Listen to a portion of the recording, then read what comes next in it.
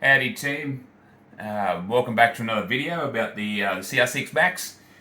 Sorry again, it's taken me so long to get this done for you. I've been messing around a lot with it. This thing has been giving me a whole heap of grief, this printer, and I've just been messing around with about a million different mods that I've been doing to it, and I'm usually like in the middle of pulling it apart, and you guys are sort of asking for the how-to guides and stuff, and yeah, just sort of everything just sort of snowballs on me. So I'm not a YouTuber. I just do this for myself, and I put my stuff on YouTube just to sort of show you. So I'm sorry it's taken so long, but that's how it is for me, I'm afraid.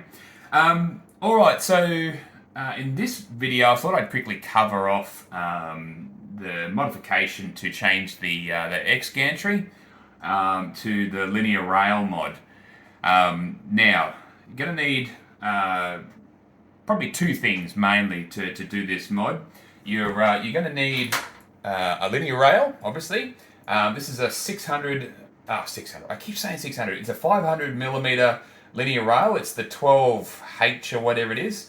I'll leave a description and a link down in the description below of what you're looking for exactly. I can't think it off the top of my head right now, but yeah, I'll leave it down there for you to have a look at, and you can find it. I just use AliExpress.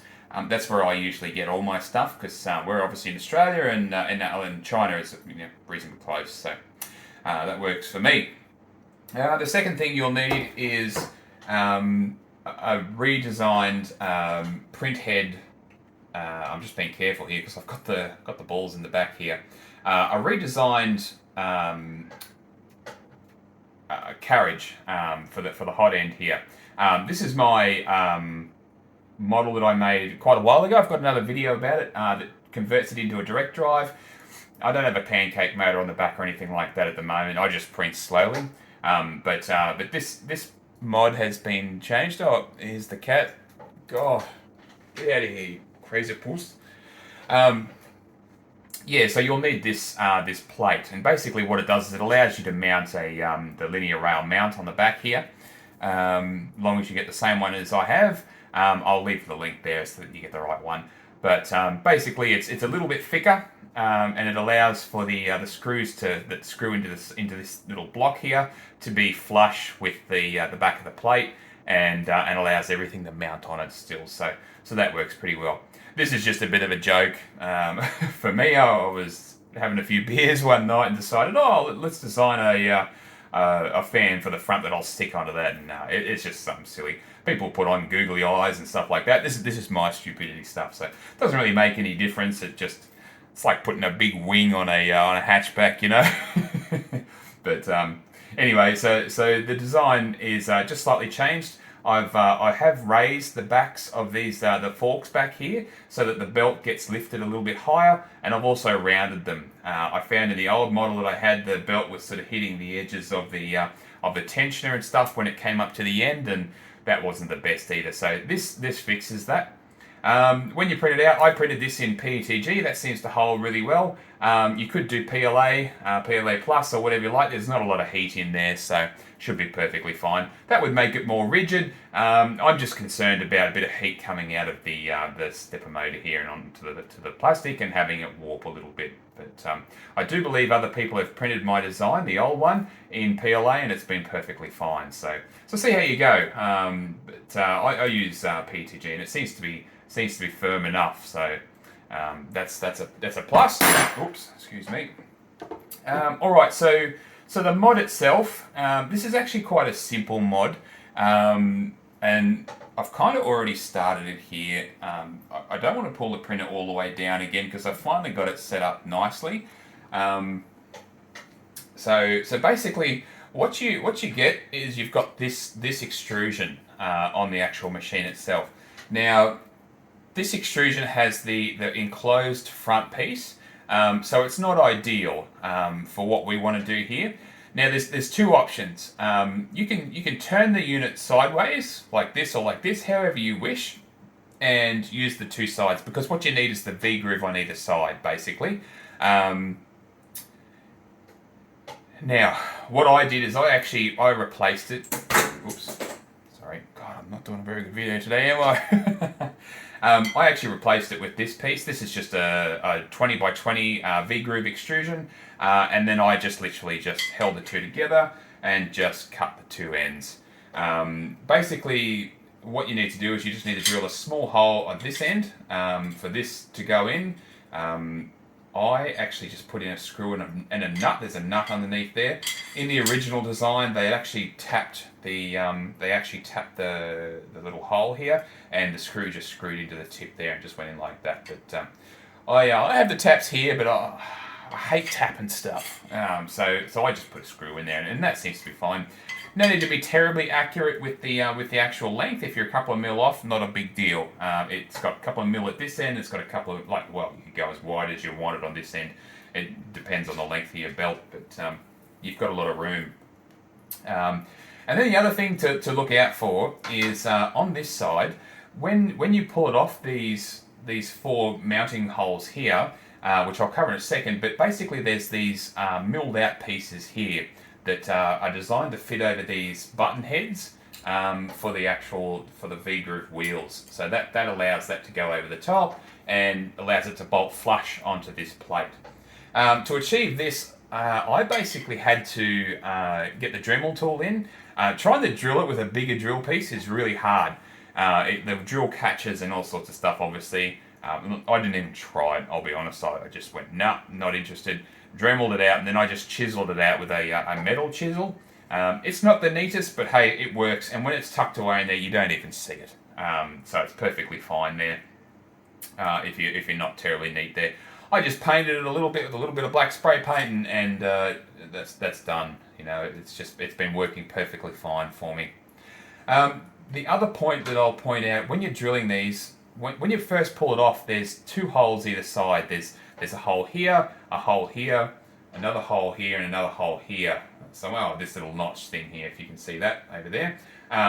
You pull that off, and it's designed to sort of hold the edge nice, the Gantry nice and rigid. I didn't bother putting it back that way. I looked at it. I'm looking at down the track replacing the motherboard and having the alternate height, leveling on each side. I don't know if you know about it or whatnot or aware, but Marlin has an option in there where it will probe either side of the bed and it will level the gantry automatically for you, and then it probes the bed and gets the fade heights and all that sort of stuff. I'm going to work towards that eventually, not now. It is finally printing for me, so I'm just going to use it for a bit. It's been nice to actually have a usable printer. So I actually only put the two end pieces in. You can see here I've got the little V-groove nuts in here, the T-nuts. I just use a 3mm, an M3 screw thread on either side, and that's all I've done. So there are pros and cons to this, but what it does do is it allows this side to move slightly and that side to move slightly out of sync. So look, if that bothers you, then by all means drill, work on all four holes. But I just didn't bother. It works perfectly fine without it. So it is up to you. You would just put another screw and V-groove T nut in here and another one over here, bolt them in, and away you go. But I haven't. And I can hear you now. You're thinking, oh well, if that point's there and that point's in there with the V-groove, then it won't move anyway. But it moves a little bit. It moves enough to realign everything, which is pretty cool. So take it from me, that does work. But that's the future stuff. I'm not going to worry about that right now. I can't be bothered looking at it right now. I'm tired of working on this printer, to be honest. Alright, so basically screw all that in. It's a little bit hard to line up. You've got to get the T-nuts done right, and basically mount that on there, and then we'll look at everything else. It depends on how you want to mount the linear rail onto this. I put this on first and then just screw the linear rail on. It's a little bit difficult to get done, but it does work. So I'll pause the video and I'll start mounting this, and I'll restart it once I'm ready to get working with the screwdriver and whatnot. Alright, so we're back, and I forgot to explain in the first half of the video how I actually got the original piece off. Basically, you've got to take all of this off. So basically, I had to undo these two button head screws here, and on this side as well, the M4s that hold the V-groove wheels in. Obviously, take off all of your hot end and everything, undo your belt, all that sort of jazz. Get all that done first. Undo these, and then just sort of work it up. I found I had to take the four V-groove wheels out and then sort of twist it up a little bit. Obviously, you've also got to take out the Z screws at the back. So it is a bit of fiddling around. You basically strip the printer, which is a bit full on, but you know, if you want to do it and you want to tinker, then this is what it takes. All right, so let's say you've taken all that off, you've put all this back on, and you've got your piece, and you're ready to go. You've cut it to length. You've drilled the hole at this end. You've cut out the back little notches for the button heads. Push your 3mm screws through and connect your T-nuts. I find it just easier just to have them in there and work that way. Some people slide things on and do all that sort of stuff. You know, they turn these up the right way, slide it on, and then tighten it all up. I don't bother. I just come in and hold them horizontal like this, get them like that. Then I just put this on and I play with it until I get it right. So I'll quickly do that now, and we'll come back to you in a sec. I'll fast forward this so that it's not boring for you.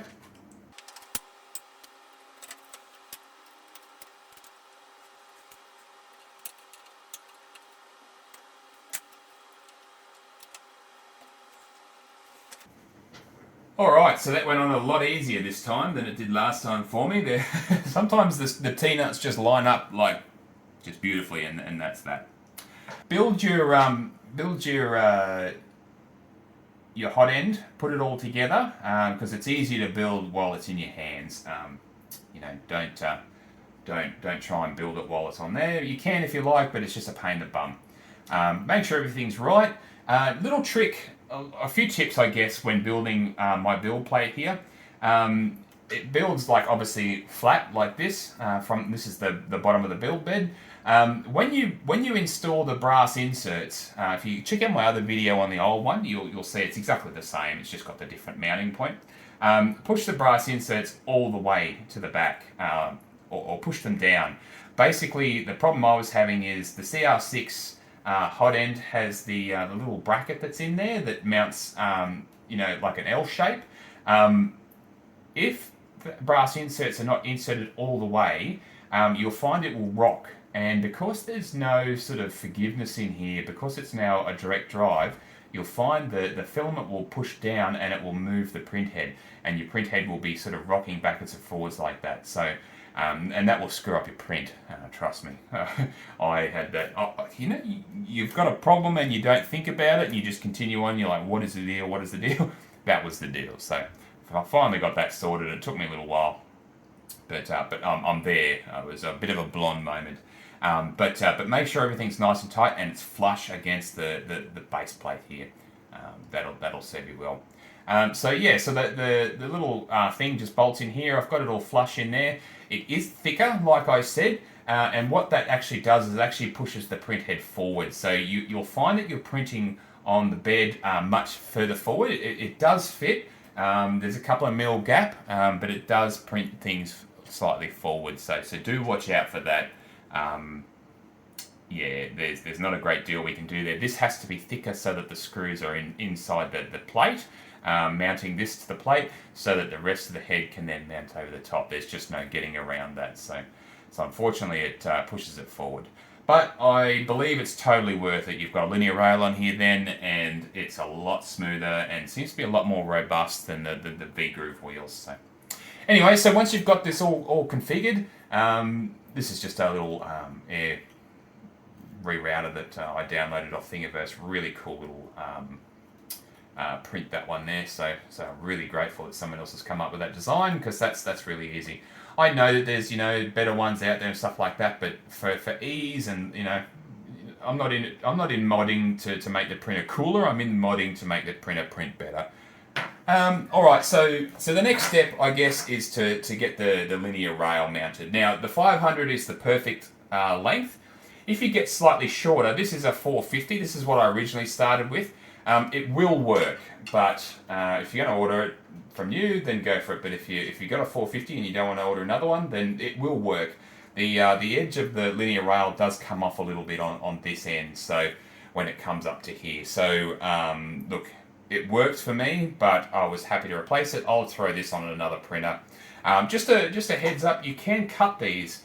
I used a grinder, and as long as you go in between the holes, you're perfectly fine, and they do cut pretty well.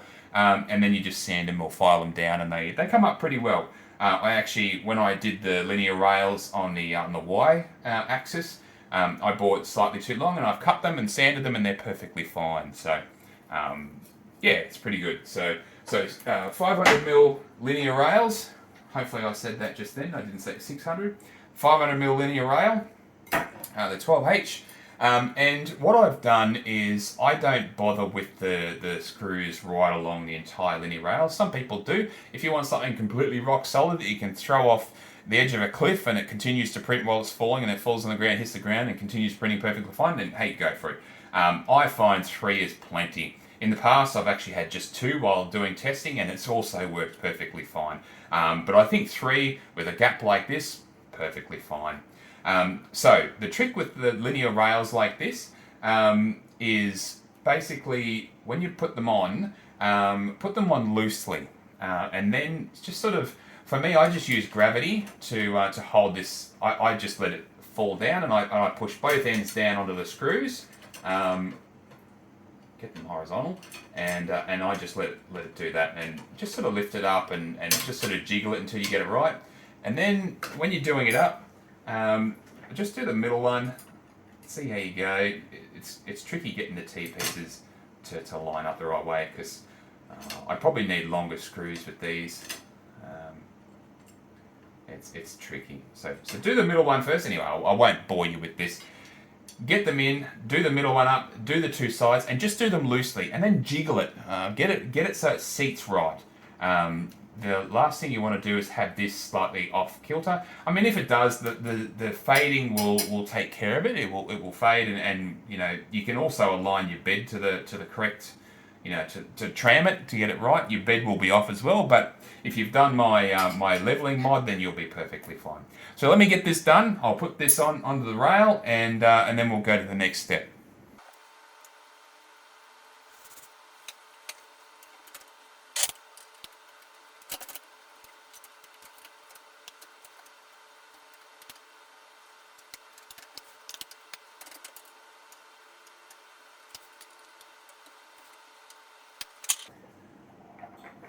Alright, so that's got that on there. I probably didn't mention before, but put the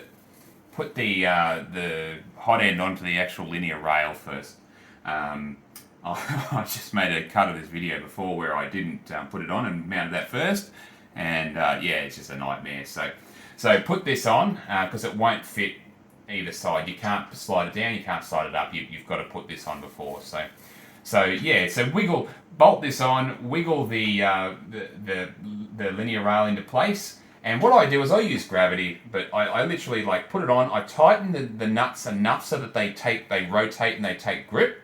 And then I sort of just wiggle it so that it just sits on the bottom. Now, it's not going to be centralized on this. It will be slightly higher, but it doesn't really matter because it's just the one linear rail. You're not doing dual linear rails like I have down the bottom here. I'll do that in another video. But so it is more forgiving. You can see there it's a lot smoother, and it seems to roll a lot better than the V-groove wheels. Don't get me wrong, the V-groove wheels are very good. I still have them on all my other printers. This is my only printer that I've got linear rails on, but the V-groove rails on this printer when I bought it were just shot. It just never worked. I'll talk about that at the end of the video. But anyway, so you've got that on there. The next step is to basically chuck your belt on, and that just goes under everything here around the back, and just pull it tight. Be careful to not pull that off the wheel over here, the little cog in there. Keep that on there. That's probably always helpful. And get that set up right so that it's good. And of course, you've got the end screwed on here, so pull this piece back through and just feed it through. It's a little tricky. It's a little fiddly. Let's say that. But that's the way it is. That's 3D printers for you, and it's what you do it for, right? It's the hobby. Yeah, it's the hobby. It's for the fun of it. For the fun of it. Push this through.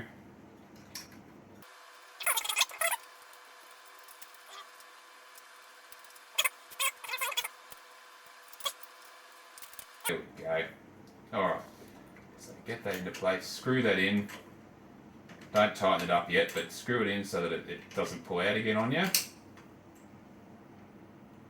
Okay. And of course, push it through onto the little blocks in the back with the little wedges.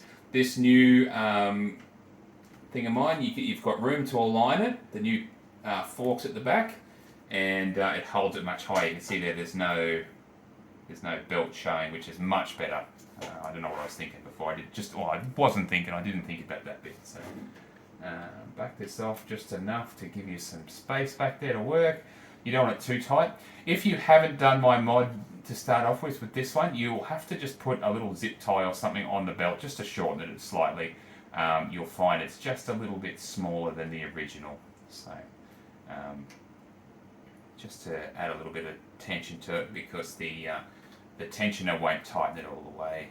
It just needs that little extra bit. So anyway, shortening's the easy part. So when you need to lengthen it, like I did the X Gantry on this one, is when it gets to a bit of trouble. Tighten him up.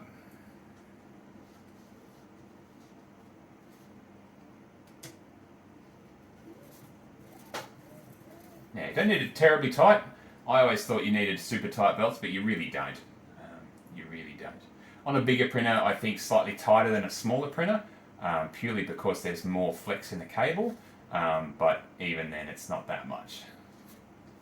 Make sure you get the belt aligned into the V-groove well, or it's going to rub on the V-groove there, and God knows what that'll do. It'll probably eventually break the belt on you.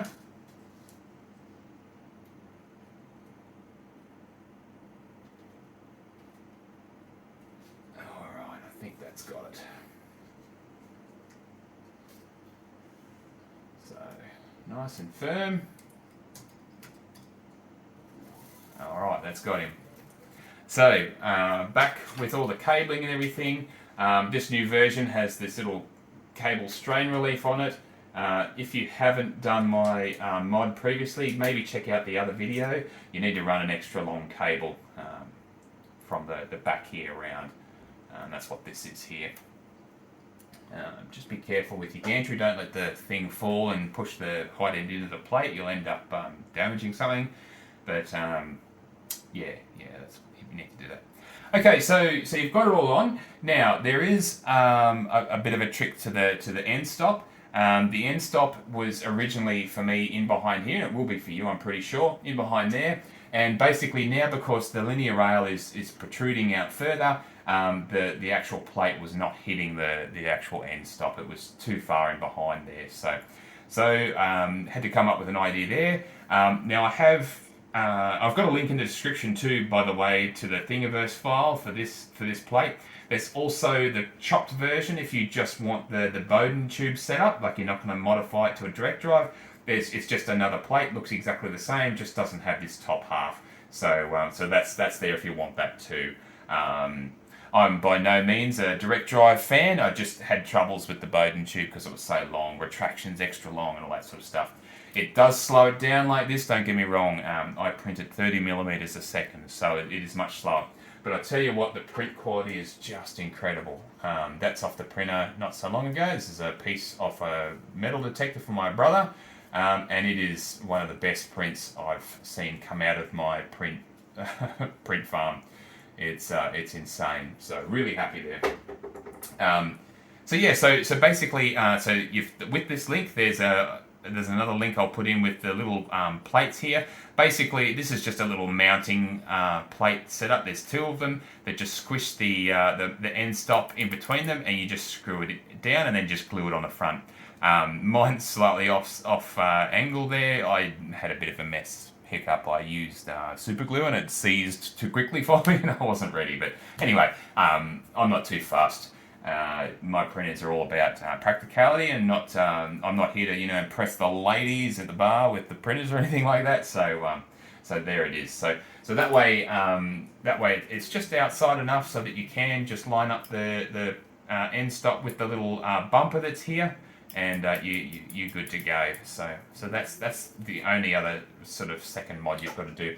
No extra cable or anything required. The cable's long enough. You can see that it pulls it a little bit tighter, but it's still got a bit of slack in there, so it's perfectly fine. But just brings it out the front. So not really an expensive mod. If you get this linear rail, I think it's like $30, something like that, $35 or something for the larger one.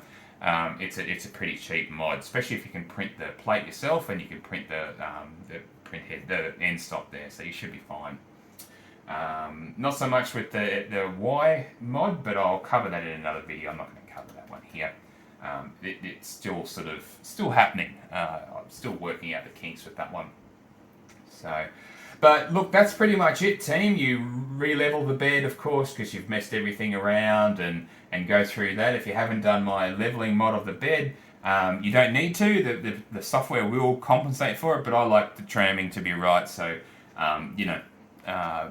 tram the bed properly and maybe make the mod if you don't have it done. If not, then you can just change it like I do here. So much easier. But yeah, that's pretty much it. Good luck with it. Hopefully this has helped. I know that it's helped mine. Just a little story about this printer. I have 3 CR6s, the SEs, that are absolutely beautiful. I run Octoprint on them all. I can press print, and once I've got it set up the very first time, it just prints without fail every time. I liked them so much, I thought, I'll get the CR6 Max for some larger volume printing, and it did not work out of the box at all. It was quite disappointing. In Australia, that's $1,200 dues, and it's just failed me miserably. I know that it's worked for other people, so it's been a bit of a challenge for me to get this thing operational. But at the same time, it's been a bit of a journey, and it's been good fun for me. Some of it's been frustrating. Don't get me wrong. I've been banging my head against the wall. So I've just been modding and modding and modding. So I started off with the build plate mod. I've changed the back bracket on the motor because that was flexing and carrying on. I've put the stuff up the top here, the spool up the top for the printhead. I've gone with the printhead. I've changed the the direct drive system. Now I've done the Y. I've done the X. I've done absolutely everything. I've replaced the belts with Gates belts, thinking that it was a bit of belt flex. You name it, I've done it to try and get this thing printing. And finally, it's done. I am happy. I will be utilizing it a fair bit now. I don't actually print terribly high normally. It's really just the build space for me. And I'm thinking about building my own printer with the build space and a smaller Z-axis. So maybe 200mm Z-axis, but maybe a lot longer in the build bed volume, just so I can print longer parts or whatever I'm doing there. So that's why I'm going through this. If you've got a perfectly working Y gantry, I wouldn't be worried about changing it out. It does work. It's just that mine did not. So anyway, linear rails do seem to work well on this printer though. So I'll leave you to it. Good luck. If you've got any questions, leave them in the comments below, and I'll get to answering you as much as I can. Like I said, I'm not a YouTuber. I do this to just share stuff into the community. I like modding the stuff, and I think 3D printing is all about that. So yeah, appreciate it, guys. Thanks for watching. See you next time.